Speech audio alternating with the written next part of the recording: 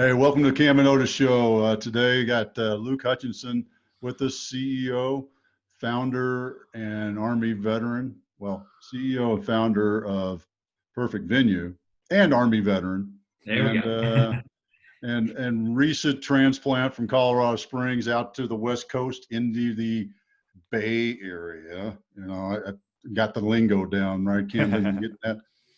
Oh yeah, that passes. You're good there. Yeah. Okay. Good. I know. I gotta stay in touch.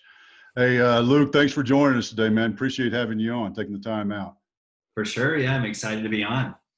Yeah. Well, my favorite question that I always ask vets, especially entrepreneur vets, is what's the one lesson from your time in the Army that you've taken with you and you're applying it in your entrepreneur life? Absolutely. So I think probably one of the biggest things, and I think we slid it into our company values somewhere, is FitFo.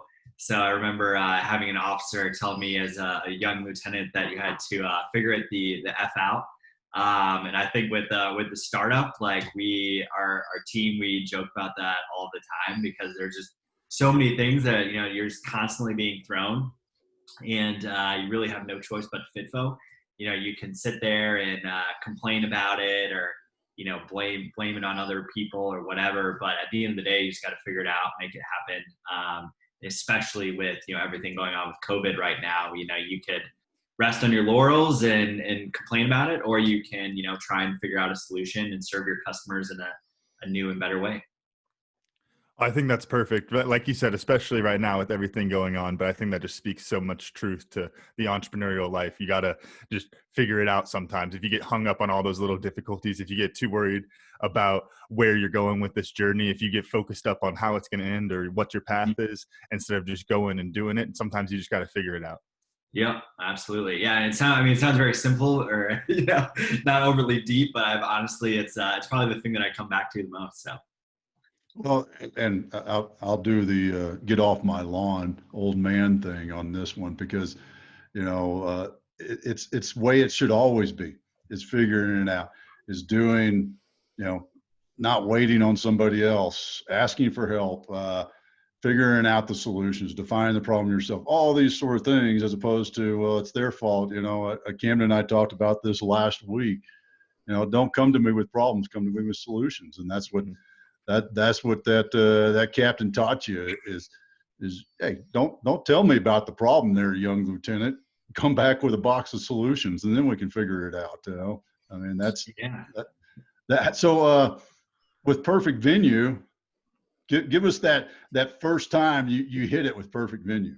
Yeah, absolutely. So for folks that don't know, Perfect Venue, it's similar to Airbnb, but for private event spaces at restaurants. So we help people planning events find and book a venue, and then we help restaurants grow their private events business and help them manage their existing events by using software as opposed to kind of a hodgepodge of different tools that they're currently using. Include a clipboard with a piece of paper on it. Yeah, exactly. Clipboards, whiteboards, all sorts of things that sort of work, but once you get a certain volume of events, don't work that great. And then especially for accepting payments, we're talking about thousands of dollars in deposits that are often handled unsecurely by people calling in, writing them down on pieces of paper. So we digitize all of that. So it's secure, it's fast, makes it easy on everyone.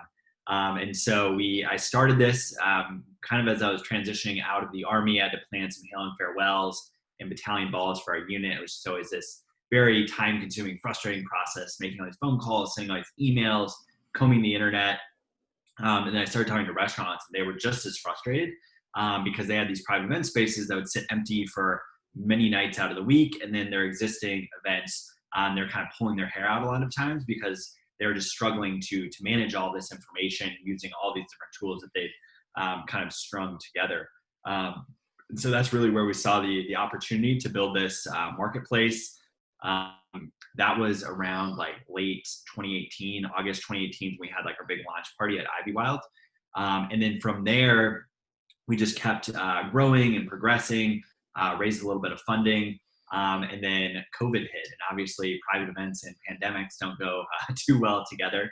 And so we had to get creative, and we started working on this table reservations product to kind of complement the event booking product. Because at the end of the day, booking an event space and booking a table aren't all that terribly different.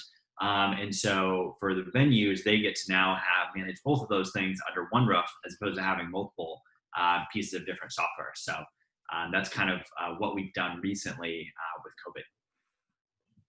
So it's a simplification of the process for the restaurant manager to be able to, they've got meeting space, they've got tables, and now with COVID, because I mean, even before we had that reserve a table app or whatever it was, I don't want to give them a plug because I don't know anything about them, but that sort of thing. But now with this spacing, you know, a lot of restaurants have been directed, they're at 50% seating capacity.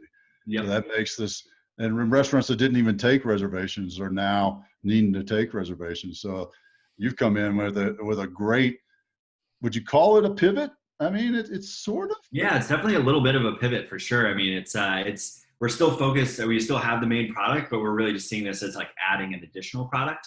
But it certainly is a pivot, you know, in terms of what we're focused on a day-to-day basis. And you're spot on. I mean, basically what we saw was, you know, you have OpenTable, which is a great solution for large, high-end restaurants. Always was, probably always will be. But with the state guidelines of reducing dining room capacity by 50%, in some cases more, you know, depending on the layouts and everything, we really saw a bunch of restaurants that now needed to take reservations or have a reservation system that didn't before, and they didn't want to commit to something like OpenTable that has termination fees and setup fees and cancellation fees, and that's complicated and difficult. So we have a just simple, easy to use product that is purely revenue based, and so we just take out a small processing fee, and that way it's really a win-win for them and for consumers and for us. Well, I'm going to jump on something because, you know me, I don't like reinventing the wheel, and I always go back to the foundations that I got out of the Army.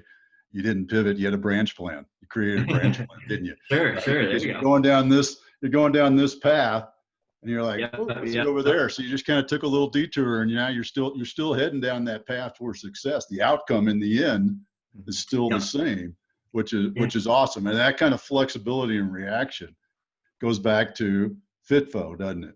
Yeah, no, absolutely. And I think it's important to note as well, like this idea originally came from a customer who came to us and was like, hey, you know, we're thinking, like, we're seeing what other states are doing. We think this is gonna be a problem. And so, you know, could you do a table reservations software? And we hadn't been thinking about that at all. And it's one of those things where you listen to your customers, you don't, you know, fight the enemy, not the plan. And so far it's worked out. We now have it at three restaurants that are live and using it on a very regular basis. We have a couple others that are kind of in between. So we're just in the process of polishing it up, and hopefully we'll have it at more restaurants and breweries and distilleries soon. Jamie, you got to have a Sun Tzu on that one, right? Fight the enemy, not the plan. No, I think he hit it on the head with that one. I didn't have anything for it. I was going to ask you though, Luke, have you found that you were always somewhat of a problem solver, or did this kind of come from FitFo? Because obviously that's been a piece of your later life. Is this something where you were a problem solver as a kid also, or did that kind of inspire that in you? Yeah, I think I probably would say I've kind of generally always been a problem solver. Like I just remember growing up, like, you know, doing stuff with like student council, for example, and like coming up with all these different ideas. And I kind of just love the creative process, I guess, of like seeing a problem, coming up with a solution, and sort of that just like whole sort of process, and seeing people's reactions to it and helping them. And I just really enjoy it. And I think the FitFo is just kind of a nice way to simplify all of that in one little acronym. Oh, that's great. Well, I think it's always some of those things that's really interesting when you look at people's life stories, as there's always something there in the beginning that's connecting all the way through. Like I know there's stuff with me as far as coaching or anything like that. I like to think I got that all from rugby, but it's one of those also, if you sit down and really think about it, there were signs that I was probably going to go that sort of direction. There were things I was doing when I was younger, you know, lemonade stands, all that kind of stuff. Yeah. It's like, probably could have guessed entrepreneur a lot younger than I did personally. And I think it's interesting to always see how that journey goes to where you were a problem solver, and then you got into FitFo. Now that just leads you right into the entrepreneurship side of things.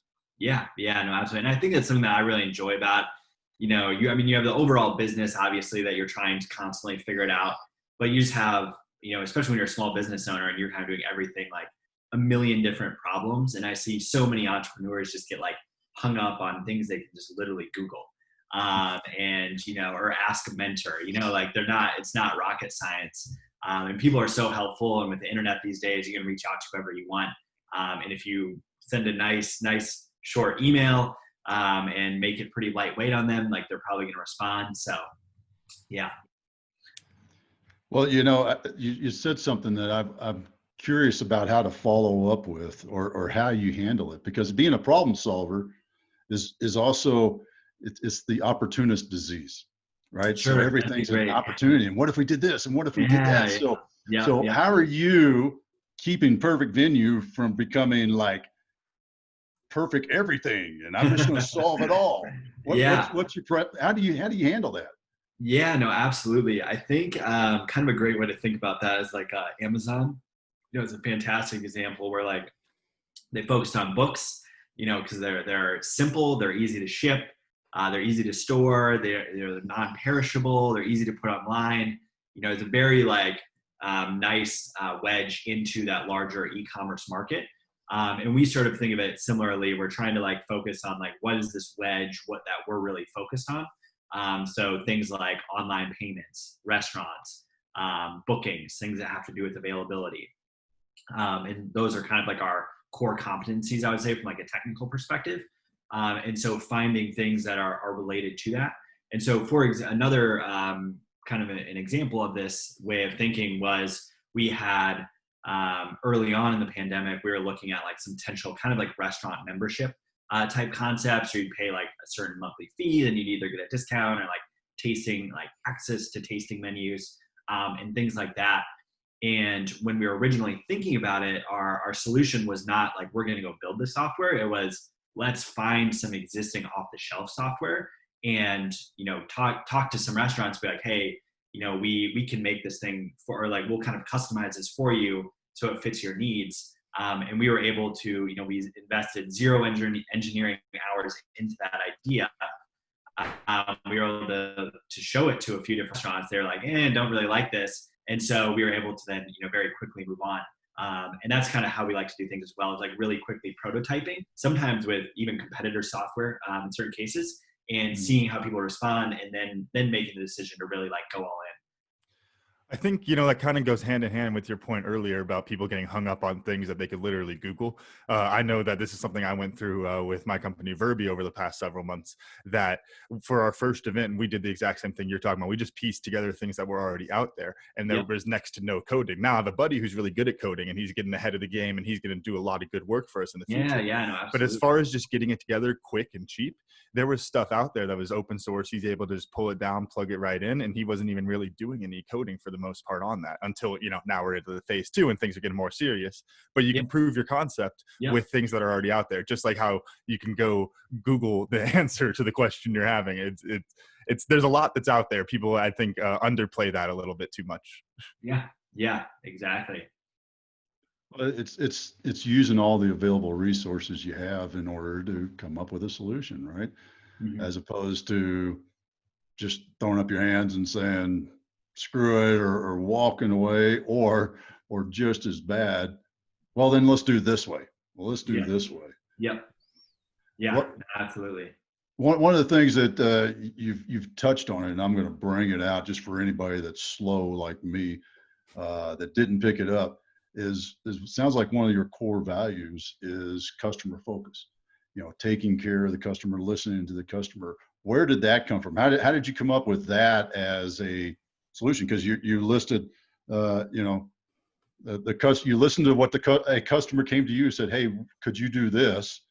Then you put something together and you threw it out there and tested it. You had a couple of test markets, and then you adjusted off of that and you listened to the customer. So why is that so important to you? Yeah, absolutely. So I think, I know for me, when I look at like great companies, and really, I would say even less so great companies, but to me, like great products are the foundation of great companies. Like Google and Facebook and Amazon and I mean, all that you just look at your phone, all the apps that you have on there, right? To me, so many of the ones that I use and that I love is because it's solving a problem for me, or it's making my life better. And I tell people about it. And I think that like kind of seeing, I guess, just my own behavior has really like made me kind of like zero in on that.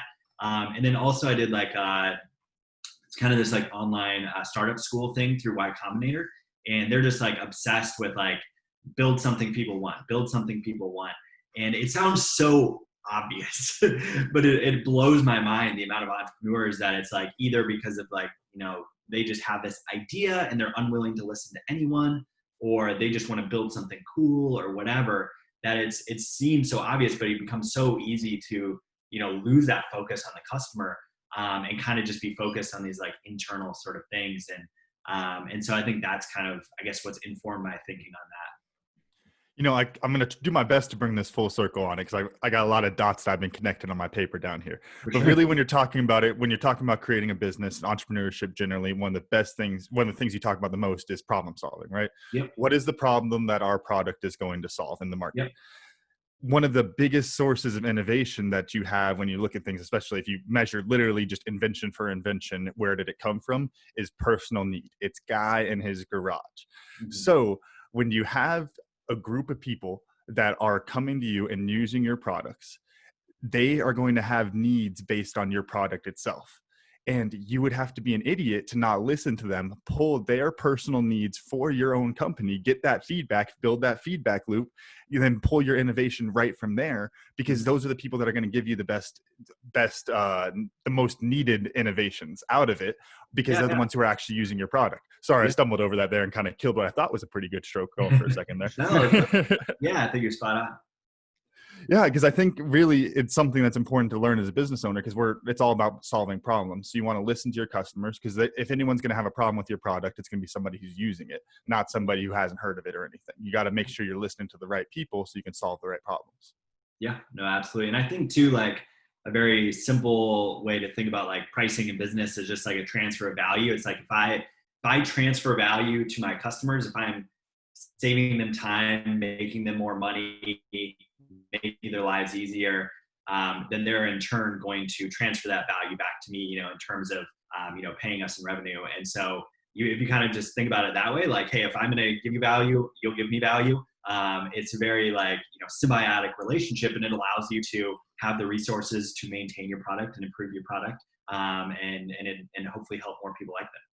And I think that really hits on something right on the head that we talk about a lot on the show, is that as entrepreneurs, it's about doing well so that you can do good in the world. And that's how most good entrepreneurs, at least the ones we've had on this show, talk about the way they're doing business. Is it's not about me selling you something. It's about us having a symbiotic relationship, like you put it, Luke, that is going to be this nice relationship where I'm helping you, you're helping me, you're paying me for a service, but I'm giving you plenty for that money. I'm not trying to rip anyone off here. Yeah, no, absolutely. Oh, I thought you had one done.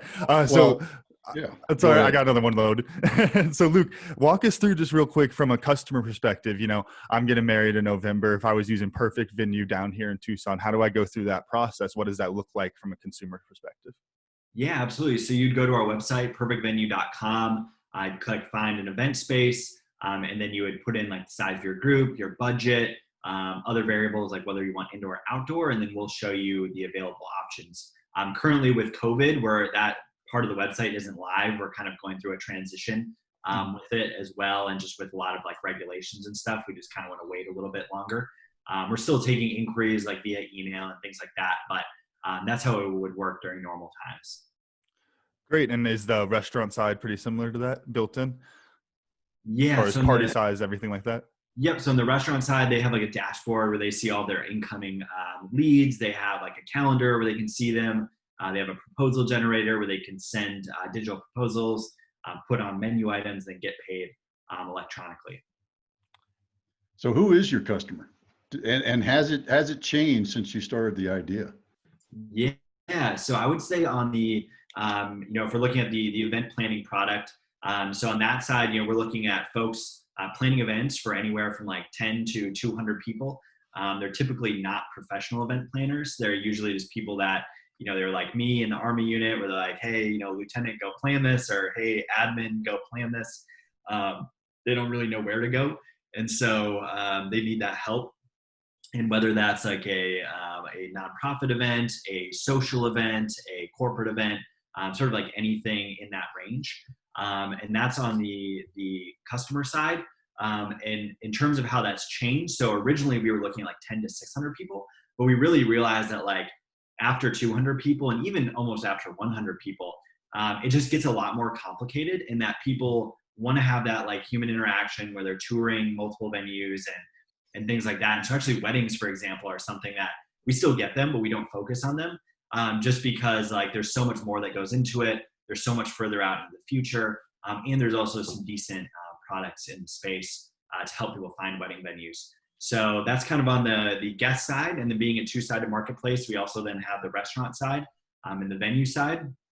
When we first started, we had kind of similar thing where kind of any venue under the sun that you could put 20 to 600 people. And since then, we've really focused on restaurants. We'll still add other venues, but we really realized that restaurants are our bread and butter. And that's kind of one of those things where it's just like trial and error and listening to customers and seeing what's happening with the product. So what was your, up to this point, 2 years in business, 2+ years-ish? Yeah, right? yeah, about that. Yep.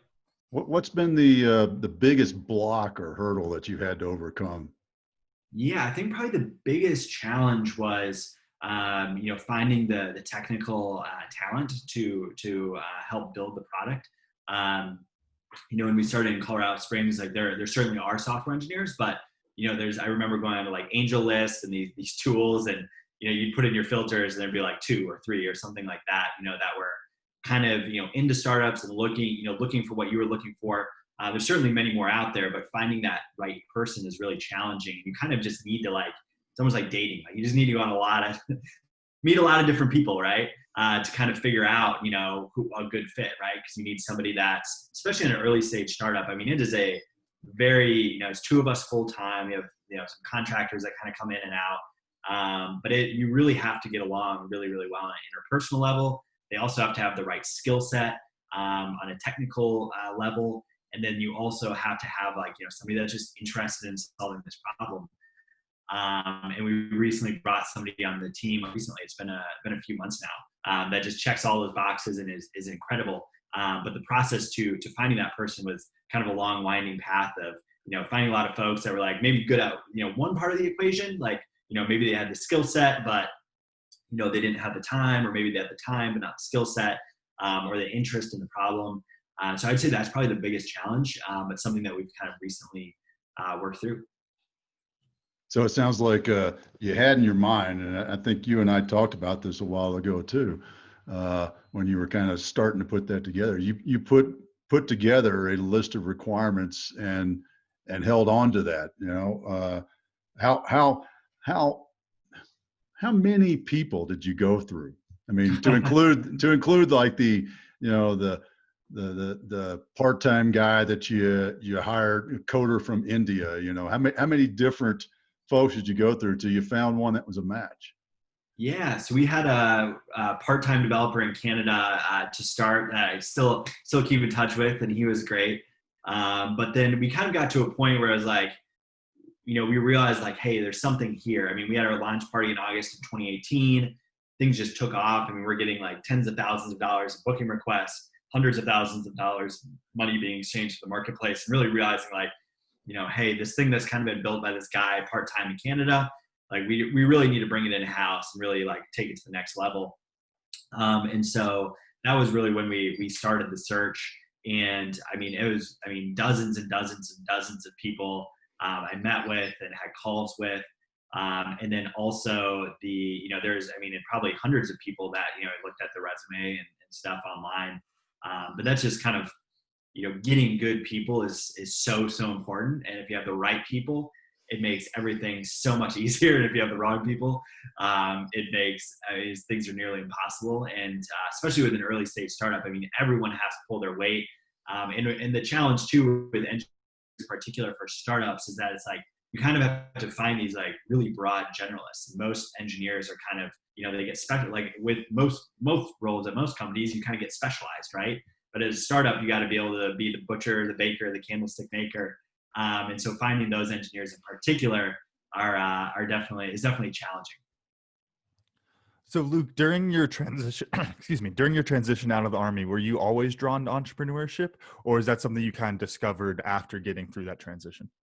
Yeah, I would say it was like during the transition process. I kind of got to a point where sort of, especially after the second deployment, I kind of realized like, hey, I really enjoyed being deployed, especially the first deployment as a platoon leader in Afghanistan. It was just a great experience, learned a lot, did a lot of the things that I wanted to do in joining the Army, but kind of realized that like my personality of like questioning a lot of things and wanting to do things differently and new wasn't the best fit, at least in the conventional side, especially. And so started thinking about getting out about a year beforehand. And I looked at, to me, there's like 3 buses that you can get on when it comes to getting out of the military. It's like you can either go work at a company, you can either go to school, or you can start your own company.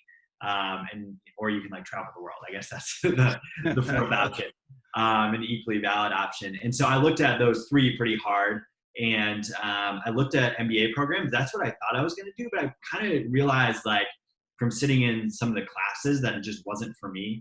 I really love like being hands-on and questioning assumptions and things like that. And so I kind of started just gravitating towards entrepreneurship, and similar to what I described earlier of iterating, like just sort of made small bets. Like the first version of our website was literally a landing page. People would click a button, fill out a Google form, put in the info that they wanted for their event. And then I had a spreadsheet of all the venues in Colorado Springs, and we would match them up that way. And so it didn't cost me any money. It didn't really cost me a weekend maybe to build. And we saw that like just kind of take off and grow and grow and grow. And so it felt like at every step of the way, we were kind of validating our assumptions. And so by the time that I got out, I felt pretty confident, like, hey, there's a problem to be solved here. And that I think we have a good way of doing it, and to do it full time. Going back to your Hey You, it's one of my favorite things about your story with Perfect Venue, because you never know where the idea is going to come from, where the opportunity is going to show up. Here you are, you're a senior lieutenant, junior captain, you were the low man on the pole in the headquarters, and right. It was like, all right, first platoon Alpha Company. I was who's first around? Hutchinson, yeah, do this, and you're like, yep. I have no clue how to do that. Yeah. And what I'm curious about in that, which first I'll celebrate in it because it is just fun to think about, because I don't know how many times I'd hand off something to my young captains and say, here you go, professional development opportunity. Yeah, exactly. But what I'm curious about is what was that when you first started it? You got the Hey You. What was that feeling, man? What were you thinking? Where was your mind going in that point? Yeah. So honestly, I didn't think it'd be that big of a deal. I was just like, oh, we'll Google, I'll Google it, or we'll go where we went last year or last month. But I quickly realized like, well, the place may not be available. They're closed on Monday, so you have to wait till Tuesday to call them. And the battalion commander wants an answer, Monday at 8 a.m. And if all this information was just online, I'd be able to have that answer. And I just kept having, it was one of those things where the entrepreneurship was kind of swirling around in my head. And I just kept having the problem. I was also doing the drinking things, which you remember, Otis, about, 20 people getting together once a month. And I just remember driving home one day, I was like, I keep having this problem. I'm going to figure out, even though I don't know anything about business, anything about technology, anything about startups, I'm like an international relations major that, got back from his last deployment 6 months ago, but like, I'm going to go figure it out. And I just kind of started patching things together. And it's just one of those things where at every step of the way, you talk to smart people that help you figure it out. And that was kind of how we got over the hump. What has the team selection and team building process been like as far as that? Because like you've said, you weren't the expert in all of these different fields, and it was all about bringing people together. So what was that process like for you as a leader? Definitely. I think probably one of the most important things, especially early on, is to think about your team more broadly. I think most people think of their team as like full-time employees or full-time, people that work for them. But I kind of think of more of team as like mentors, advisors, investors, and pretty broadly. And so, folks that have like, maybe I don't talk to them every month, but I have a specific problem in this area, I can reach out to them, and they can kind of help me solve that problem. And I think that's kind of really what's, especially in those early days, definitely helped with, avoiding some potential pitfalls. I think that's a key piece, though, that a lot of people gloss over. And matter of fact, I had this conversation with a gentleman this morning before we started, and it's that ability to admit it's okay to ask, right? Yeah, no, absolutely. And what we were talking about is the military, and the longer you stay in, the more it gets ingrained into your DNA. Is I just figured this out.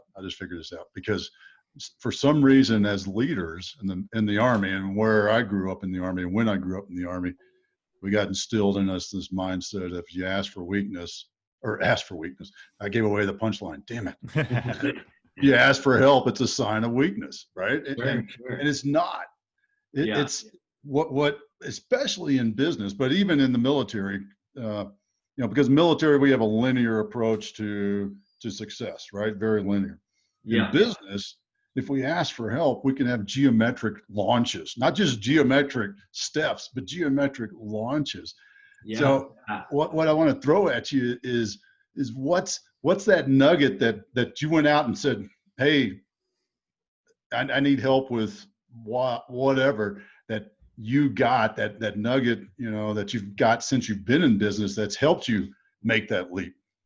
Yeah, no, absolutely. So I'd say one of our advisors, he was kind of on the founding team at Uber Eats, and was like responsible for launching Uber Eats Europe, which is their largest international market.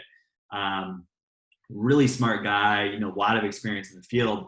And so when it came to launching new cities here in the US, I was like, hey, Alex, how did you guys do this in Europe? How did you get those first customers? And, especially going from Colorado Springs, where we have live there, military connection, know a lot of folks, to launching in a new city where you just don't have that. He kind of had a lot of those pieces of advice to really launch effectively in new cities. Now we haven't gotten to fully execute that playbook yet with COVID and everything, but that's kind of an example of something that helped. Another, I think, important part of the team is the customers. And I have a very close relationship with our customers. When I was back in Colorado Springs recently, we needed to do some laundry, and there wasn't a laundry machine in our Airbnb. So, I just sent a text to the customer. It's like, hey man, why don't we come over and hang out? Brought him some beer, and ended up, doing dinner. And I think kind of we have that sort of mentality of defining team more broadly. Giving out, t-shirts and stuff, making people feel a part of it. And not just feel a part of it, but truly be a part of it. It really makes a big difference. One thing I think I'll throw out, Dad, just something listening to Luke talk here, and then that I've heard you talk about a little bit before, is when you're looking at just from kind of the business and economic perspective of trying to expand into new locations, how similar that process is to listening to you talk about any of your wargaming or anything like that you used to go through back in Special Forces, of identifying and how the importance comes from truly understanding all of the different variables inside that situation, inside that area, so that you can properly insert yourself into it in a way that's not going to screw yourself over, screw your team over, ruin your business. Yeah. Truly. But the other piece that, and Luke, sounds like you're doing a great balance of this, at least to this point, I'll tell you, of gathering information, but not getting stuck on I need one more point. Yes. I need one more data point. I've got enough information to take a step forward. So how are you balancing that? Yeah, so I love that you bring that up. That's one of my favorite topics, because I think in this sort of net, we're now in this environment where you can have data, endless amounts of data on just about anything. And I think that has brought in sort of this data-driven kind of revolution in business, and really very data-driven cultures, which is a good thing. But I think in many cases it's gone too far. And that, there's sort of this data obsession where we just need more information. We need more information. And, in the military, they say, intelligence is analysis plus information, right? to, make decisions. And I think it's very much that same thing where, you still need to have the analysis of that information to make intelligent decisions, and realizing too that like a lot of information, and I think one of the most fascinating things about business is just how similar humans are and how similar people are, and that I could probably talk to a restaurant on Mars and know exactly what they would tell me for how they're managing their events. I still always keep an open mind, but like things like Google Calendar, for example, come up in if they're not using like a high-end software solution, almost every venue is using Google Calendar, and it makes sense. And so it's things like that. And we had, like a really recent example of that was like we were sending these digital receipts to customers, and a lot of the emails were getting kicked back. And so that lowers our deliverability. And so you got to ask like, well, why were they getting kicked back? And we like dug into the data, and we saw that about 13% of email addresses that are being entered in the point of sale system at the restaurant were wrong. And you're like, oh, well, that makes sense. Like if I'm a hostess at a restaurant, I get a line of people, somebody's trying to tell me their email address is loud, like I'm going to probably screw it up. And so it's one of those things where it's like, this just makes sense, and we're seeing the data. I don't need to wait 10 more days to see like, oh, we're going to probably see that exact same result. So, we acted on that. We switched for walk-in guests. Now they have like text-based receipts, because phone numbers are, 7 digits. And so they're much shorter, they're easier, and they're kind of more natural especially for a walk-in where we may not have an email relationship with them. And we saw like a dramatic reduction. I mean, our number of bounces went to like 0 on emails because they're no longer entering bad emails. Mm-hmm. And that's kind of an example of just how we looked at the data, but we didn't look at it for that long. We kind of did some quick analysis and thinking about it and acted on it. And then we saw, that immediate impact. I think that's an important thing when you talk about data versus what, the way I've been thinking about it is really theory on the other side of you're drawing theories from things you see and, developing your hypothesis to move forward from there. Yeah. And the thing that you have to realize when you're going through that process is that both of those have merit. The data is important, the theory is important, but if you get stuck with one of them for too long, you lose track of what's actually going on there. You can't just be stuck on the data and then bouncing around all over the place based on what the data is telling you. You can't just get stuck on the theory and be piecing random things together and ignoring what the data is telling you. You got to walk that line in the middle so that you can actually get remotely close to what's actually going on. Yep. No, absolutely. And I think too, really defining like, hey, why are we looking into this data? What's our goal?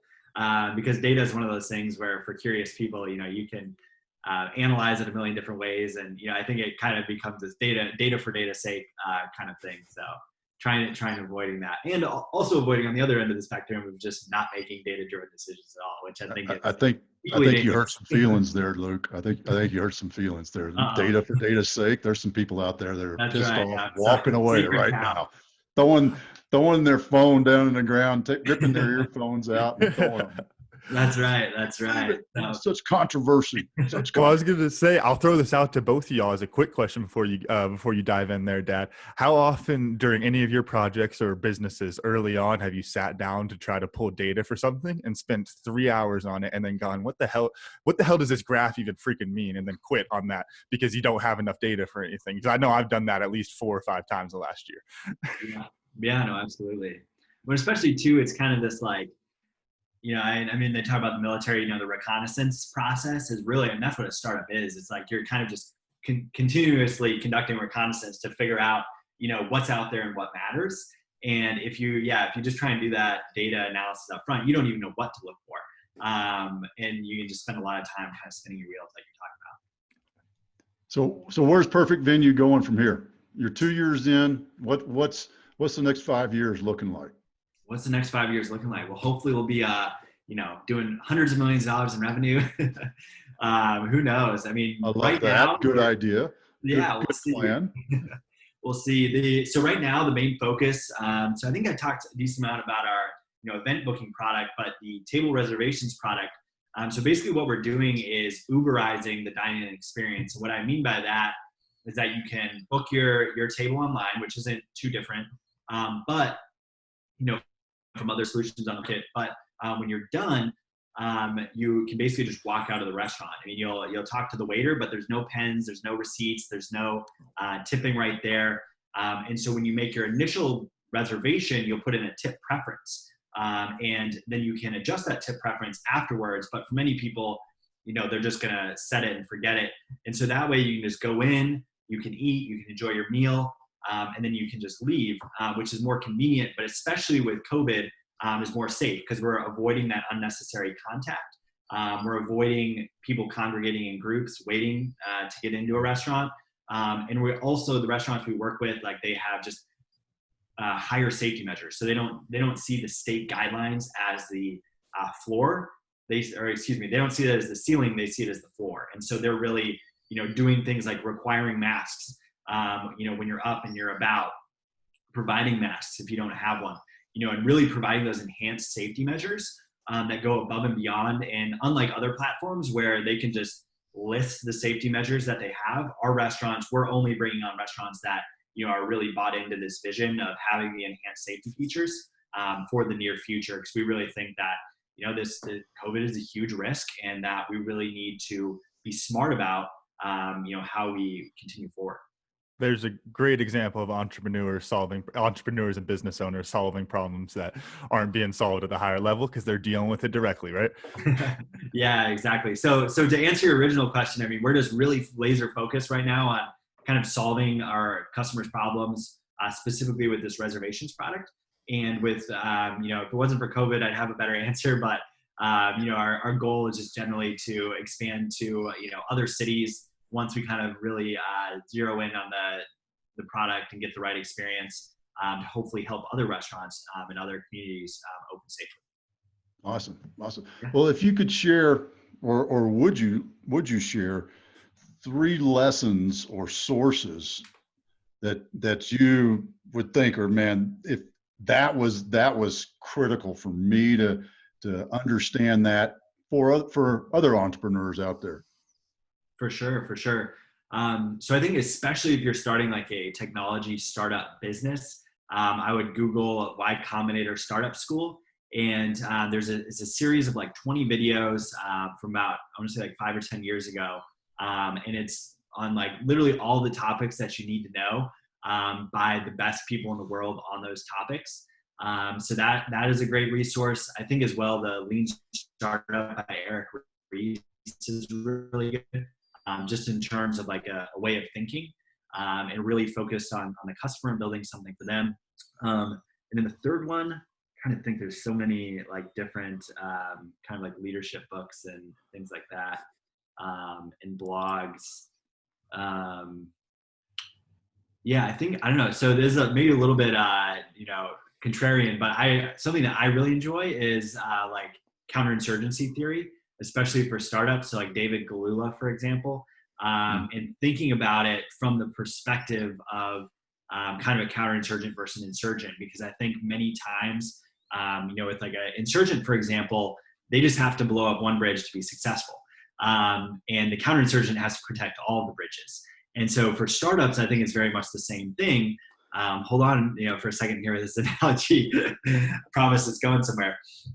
You don't have to compete in every city across the country. If we said, hey, we're going to go after, any restaurant in America, well, now we're immediately diluted. We're competing against OpenTable. Instead, we just focus on, one city, Colorado Springs. It's not massive. It's not small. It's kind of a nice mid-sized city. And we can do really well in Colorado Springs because we're just focused on that one area. And so that's kind of another place I would say of, inspiration that maybe is less conventional. I love that one. And you and I have talked about that one over yeah, the past. Being a Green Beret, I'm sure you'd appreciate that. Oh yeah. Get me all fired up again. I'm going to have to pull off some guerrilla tactics going on here. Yeah, no, it's so interesting to me, just the parallels and between business strategy and military strategy, especially in the context of insurgents.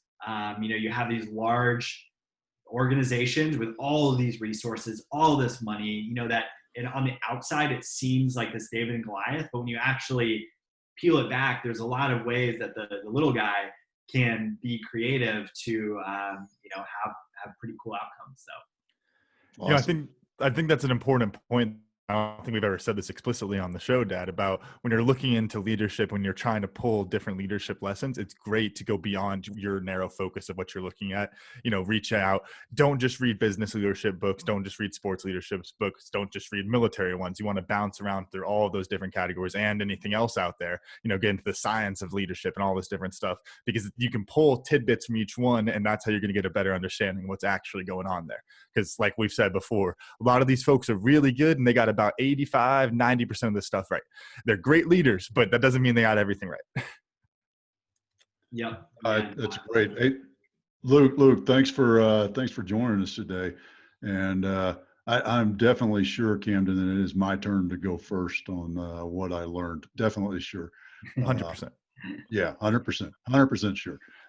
And really what I learned is the hey you, and the hey you is the title of the lesson, because it is opportunity exists if you're willing to see it. And that's the uniqueness of it. The problem is there, and the problems are always going to be there. But if you're willing to look at solutions and find opportunities in these problems that you get thrown at you, because as the lowly lieutenant and the staff getting thrown the crap jobs, you can look at it as the crap job, or like, well, how do I do this better? How can I create a solution? And then next thing we know, the world knows Perfect Venue exists. And that is a pretty cool way of looking at things. It was a problem thrown at you. You looked and found a solution, and then you created an opportunity when you found that solution. So that's what I learned. How about you, Luke? What'd you learn today? Yeah, no, I think you're spot on. And it reminds me of one of my favorite quotes, is that every customer has a problem and every problem has a solution. And I think if you think that way, that opens a lot of doors, because I think a lot of times people do the opposite, where they think of a solution and then they try and, take that hammer to go and, find nails, when sometimes there's screws and they need a different tool. And so if you think customer problem solution versus as opposed to solution problem customer, you'll probably get a lot further in business. Awesome. Thanks. Camden, how about you? What'd you learn? Well, I think we're all just right in the same category on this one, because that's where I was going with mine too, is kind of putting that personal need for innovation and how you can tie that into your business. It's just talking to your customers and getting that customer feedback loop as strong as possible, because they're the ones who are going to come up with all the problems for you to solve and for you to continue to innovate. I think that just went full circle for me earlier, and I loved that. So Luke, how can people learn more about Perfect Venue and track you and see, our restaurant owners and the listener community that want to jump in? What can they do? How can they learn more? Yeah, absolutely. So you can just shoot me an email at luke@perfectvenue.com. I'd be happy to answer your questions, or you can go to our website, perfectvenue.com, where you can see information about both the table reservations product as well as the event management product.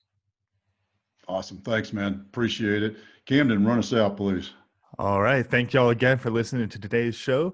Special thanks to Luke Hutchinson for joining us today, and our sponsors, MASH, Military and Athletic Strength Hemp Oil, and Verbi Virtual Fundraising. You can check out recent episodes of The Cam and Otis Show on Spotify, Apple Podcasts, or wherever you get your podcasts, and check out a full archive at thecamandotusshow.buzzsprout.com. The Cam and Otis Show is on Facebook, Instagram, and Twitter. Thanks y'all again, and see you next week.